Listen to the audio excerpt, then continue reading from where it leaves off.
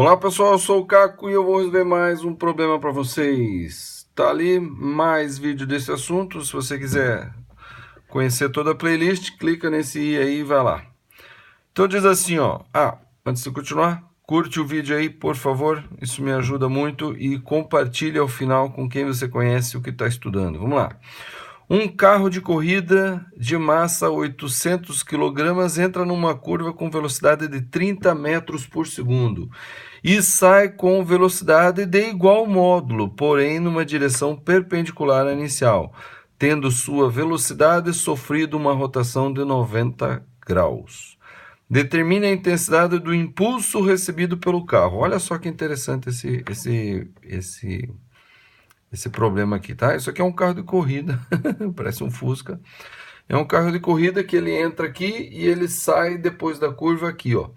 Ele entra com uma velocidade de 30 metros por segundo e sai com uma velocidade de 30 metros por segundo. Aí você diz, bom, então ele não mudou a velocidade, então ele não mudou a quantidade de movimento. Ele não mudou a quantidade de movimento. E impulso é força vezes ΔT. Mas também o impulso é a variação da quantidade de movimento. Aí você diz, se não variou a quantidade de movimento, o impulso é zero. Mas espera aí, ele teve impulso sim aqui. E outra coisa, a quantidade de movimento variou aqui. Aí você fala, mas a velocidade, a massa não muda. E a velocidade continua 30, então a quantidade de movimento não mudou. Espera aí, olha só, muito importante, tá? Muito importante. Quando a gente escreve a fórmula aqui, a gente está omitindo algumas coisas, tá? Por exemplo, quando eu escrevo assim, I de impulso é igual a força vezes a variação do tempo, eu estou tratando simplesmente aqui a intensidade do impulso, tá? O módulo do impulso. Então a intensidade do impulso vai ser a intensidade da força vezes a variação do tempo. Mas o correto é eu tratar o seguinte, que a grandeza vetorial impulso é a grandeza vetorial força vezes o tempo. Tá? Então, isso daqui é vetorial. A força tem uma direção, o impulso tem uma direção. Aí você fala, pô, peraí, mas então se o impulso tem uma direção, então a variação da quantidade de movimento também tem uma direção. Tem. Quantidade de movimento é igual a massa vezes a velocidade. Veja, massa e tempo são grandezas escalares, elas não têm direção e sentido. Tá? Elas só têm módulo. Mas a velocidade e a força, eles têm direção e sentido, porque é uma grandeza vetorial. Então, a quantidade de movimento também tem uma grandeza vetorial. Tá? Aí você fala, pô, mas como é que eu vou calcular aqui a intensidade do impulso pela variação da quantidade de movimento? Eu vou ter que fazer uma soma vetorial. Ou, na verdade, uma subtração vetorial. Por quê? Porque o impulso, tá? Agora eu vou tratar de forma completa. O vetor impulso vai ser o quê? Vai ser o vetor quantidade de movimento final menos o vetor quantidade de movimento inicial. Então, isso aqui é uma subtração vetorial, é uma operação vetorial, tá? Agora, vamos avaliar aqui vetorialmente isso aqui. Então, essa daqui é a quantidade de movimento inicial. Ó, é esse vetor para lá, tá? E a quantidade de movimento final é essa daqui, ó.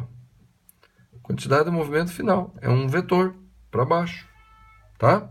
Então, eu coloquei eles aqui. Agora, como é que eu faço esse vetor menos esse vetor? Então, olha aqui, ó. Presta atenção aqui, ó. Então, esse vetor é a quantidade de movimento final, tá? Esse vetor. Menos esse vetor. Peraí, então, é esse menos esse. Menos esse é o quê? Então, esse vetor aqui, ó, é menos quantidade de movimento inicial. Então, fazer um vetor menos o outro é fazer esse vetor mais esse vetor negativo. Então, esse vetor mais esse vetor é assim que a gente põe, ó, um seguido do outro. Eu coloquei esse negócio aqui para não atrapalhar a soma vetorial, acabei colocando do lado errado, né? Deveria ter colocado para cá, mas tá bom. Então, esse daqui, quem que é? É o menos quantidade de movimento inicial. Então, esse mais esse dá esse daqui, ó. Esse daqui, tá? É a quantidade de movimento final. ou melhor, é a variação da quantidade de movimento, tá? Porque a variação é o quê? É quantidade de movimento final menos quantidade de movimento inicial. E isso daqui vai ser o quê? Vai ser a variação da quantidade de movimento, que é o que está ali, ó. Só que a variação da quantidade de movimento é vetorial, tá? Então é nesse sentido. Aí você fala, pô, mas então é nesse sentido? É, por quê? Aí você tem que lembrar o seguinte, que numa curva existe uma força centrípeta, existe uma força direcionada ao centro da curva. E é essa força que é responsável por um objeto fazer curva. Então, o impulso, que é força vezes a variação da quantidade, variação do tempo, está relacionado justamente à força centrípeta. Tá? Então, a força aqui, o impulso, que está relacionado à força, que força que está girando essa quantidade? É a força centrípeta, tá bom? Então veja, então agora eu vou refazer esse desenho aqui que ficou meio rabiscado em cima. Então olha só, então quantidade de movimento final é esse aqui,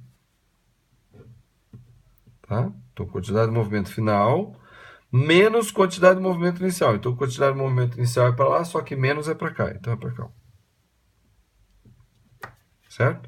Agora, vamos calcular o módulo, então. Quantidade de movimento final. Quantidade de movimento final. Isso é módulo, por isso que eu não coloquei seta. É o que? É a massa, que é 800 quilogramas, vezes a velocidade. A velocidade é 30 metros por segundo. Tá? Então, a quantidade de movimento final vai ser o quê? 8 vezes 3, 24, né? Mais 3 zeros. Esses 3 zeros eu vou colocar em forma de potência. 10 elevado a 3. O quê? Quilograma vezes metro por segundo. Tá? Então, essa é a quantidade de movimento final. Vamos ver a quantidade de movimento inicial. Tá? Quantidade de movimento final. O módulo, tá? Porque aqui está menos, mas eu estou pensando em módulo. O tamanho só, o tamanho. Porque na grandeza vetorial, o módulo é representado pelo tamanho do vetor. Então, esse vetor aqui tem esse tamanho, 24 vezes 10 elevado ao cubo, quilogramas, vezes metros por segundo. Esse daqui ele vai ter o quê? 800 quilogramas, vezes 30 metros por segundo também. É a mesma velocidade. Então, a quantidade de movimento inicial, ou seja, o valor, o módulo da quantidade de movimento inicial vai ser o quê? 3 vezes 8, 24, vezes 10 elevado à terceira, quilograma, vezes metros por segundo. O mesmo valor. O mesmo valor. Então, esse vetor tem o mesmo tamanho desse vetor. E o vetor resultante é esse daqui, ó. É esse daqui o vetor resultante. Agora, presta atenção uma coisa. Isso daqui é um quadrado. Isso aqui é um quadrado, porque ele diz que a rotação foi 90 graus. Então, isso aqui é 90 graus, ó. O ângulo entre esse vetor e esse vetor é 90 graus. Tá? 90 graus. Aqui também é 90 graus. E esse tamanho é igual a esse tamanho. E a soma vetorial aqui eu fiz pela soma do polígono, né? Só que isso daqui virou um quadrado.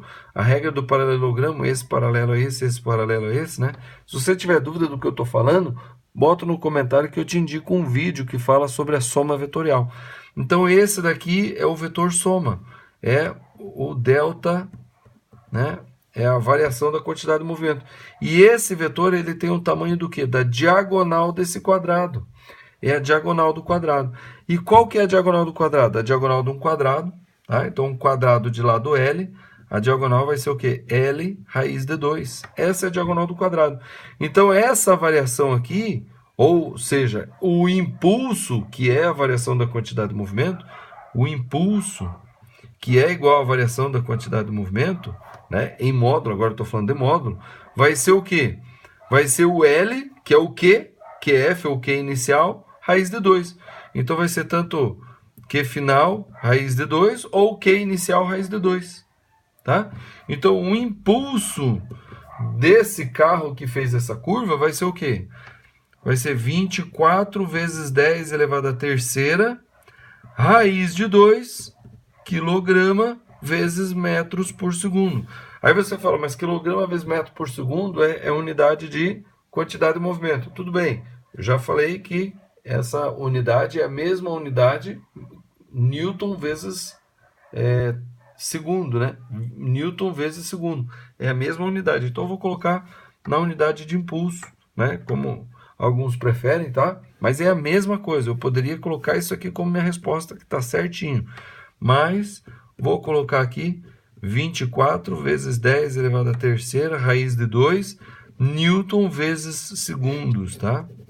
Agora tem um rigor aqui, existe um rigor científico aqui que eu não estou prestando muita atenção aqui, estou deixando um pouquinho assim de qualquer jeito, que se eu estou querendo escrever isso aqui como um número em notação científica, né, sem o raiz de 2 em notação científica, esse número aqui tem que estar entre 1 e 9, né, 1 e 10, quer dizer. Tá? E eu estou deixando 24. Então, não estou usando tanto rigor, tá? Mas eu poderia colocar assim, ó, 2,4 vezes 10 elevado à quarta vezes raiz de 2 Newton vezes segundo. Poderia colocar assim também, só por uma questão de rigor, mas isso é igual a isso. Tá bom? Você ficou com dúvida? Sem problema, não tem problema. Dúvida é uma coisa normal e comum e importante. A gente só evolui porque tem dúvidas. Então, se você tem dúvidas, vá nos comentários ali e põe a sua dúvida, põe a sua pergunta. De preferência, faça referência ao momento do vídeo onde surgiu essa dúvida. Daí fica mais fácil eu entender sua dúvida e dar uma resposta precisa e boa para tirar a sua dúvida, tá bom? Não esqueça, antes de ir embora, curta o vídeo, inscreva-se no canal, compartilhe com quem você conhece, o que tem estudado por aqui, compartilhe os vídeos, compartilhe o canal e não deixe de olhar aqui a playlist que está bem aqui nesse cantinho aqui, tá bom? Então é isso aí, vamos que vamos e até a próxima.